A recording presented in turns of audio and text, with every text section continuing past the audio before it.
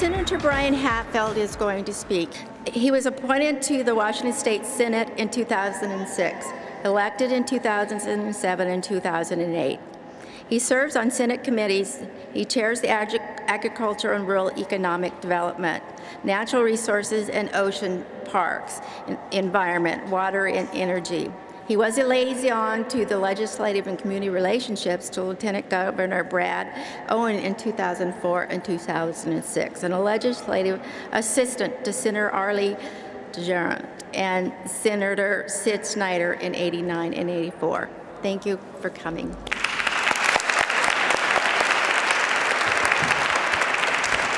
Thank you for having me. I don't think I will need the microphone. The number of times I've been told to be quiet over the years, I don't think I'll need it. I do thank you for inviting me to join you in your celebration today, and it's a privilege to be here and help honor the struggles and triumphs that families across Washington and America have faced for far too long. I'm the kind of guy who appreciates the work you're doing and this important cause, but I'm by no means an expert. Your rallies and outreach raise awareness, and that is effective, and it's very important work. As I look around, I'm thrilled to look at your faces. We all know the kinds of challenges that many of you have faced, and how if things had been just a little different, many of you might not be in this room with us today. I'm so happy to see all of you here, and I only wish this room were filled with more people who had the courage and fortune to conquer the obstacles that some of you have. Please continue working with me and with other legislators like me who might not know a lot about this issue, but whose hearts and minds are in the right place and want to do the right things. I am definitely on board and will support the Attorney General's legislation that Lucy mentioned. It'll come out when we start the 2010 session. I met with the AG's office this week and learned how they're working on domestic violence. When we convene in January, the AG has proposed some legislation that will make it so our laws treat domestic violence crimes with the severity and seriousness they deserve. Although we passed the Domestic Violence Protection Act 25 years ago, today we still do not have the provisions for enhanced sentences for abusers like we have for drug offenders, car thieves, or chronic repeat criminals. First and foremost, their proposed legislation will give longer sentences to felony abusers and make sure felony domestic violence convictions are taken into account when sentencing occurs. Secondly, it would make domestic violence able to be legally proven as an element in an offense. With tougher new sentences, their proposals would crack down on repeat offenders in new ways, boosting protections for victims. These are bold ideas that are going to enhance the work you're doing to raise awareness and help support victims. From what I understand, the Attorney General's proposals have gained the support of domestic violence prevention advocacy groups in our state, which is also very important as we lobby the legislature. It will take broad support to turn the tide against domestic violence. You all know how traumatically a violent relationship strikes at the core of all of us that depend on to enjoy a healthy life, and that's a strong family. No one here needs to be told that when the foundation is cracked by domestic violence, it can happen in silence. Often, it's difficult to know where to turn to find shelter from the storm. When a family's home transforms from what should be a safe place into something more sinister, it can close off the victim from the outside world. Victims wind up isolated, terrorized by the people they once depended on for a safe home life. Their suffering is often hidden from other family and friends who would step in to lend a hand if only they had the chance, and whose support could help break the hold that the cycle of violence has on these victims and entraps them until sometimes it's too late. The violence cycle not only affects spouses or partners, but ripples out and shatters the lives of children as well. The violence damages kids, not just from the time of the act, but for years to come. The resulting social and behavioral damage can extend over decades. This is an epidemic, pure and simple, but it's an epidemic unlike a virus or a disease.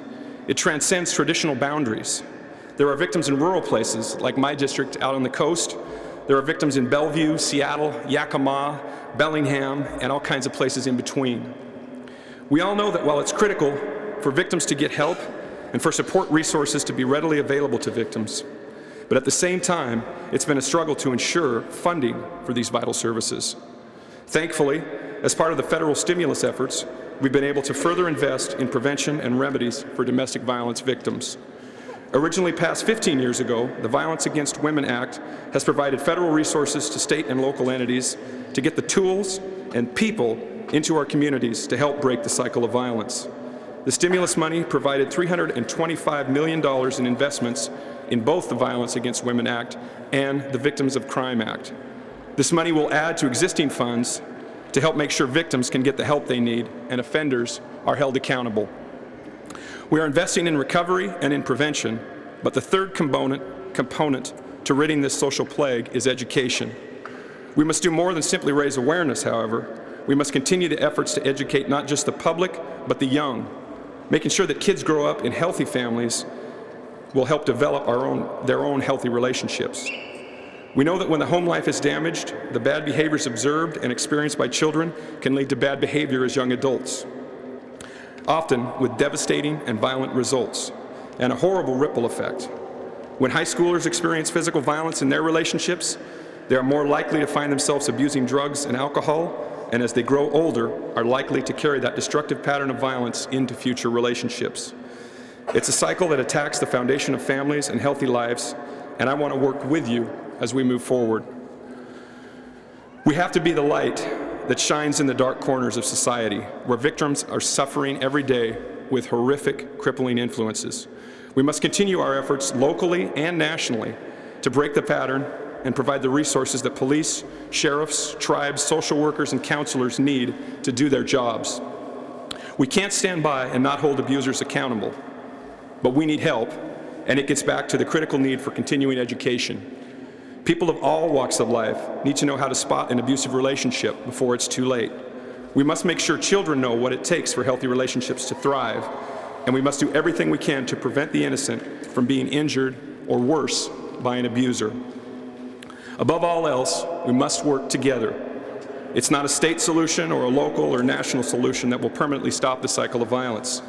It's going to take people, like all of you, working with people in your communities, in your neighborhoods, and maybe even in your own families to provide the shoulder to lean on for a friend or family member who needs it. We're all in this together, and it's going to take a team effort. But I know that with great organizations like the Survivors Caucus and the Coalition Against Domestic Violence, we'll save lives and families today and for generations to follow as we shed light on this dark corner of the world. Thanks for having me here today.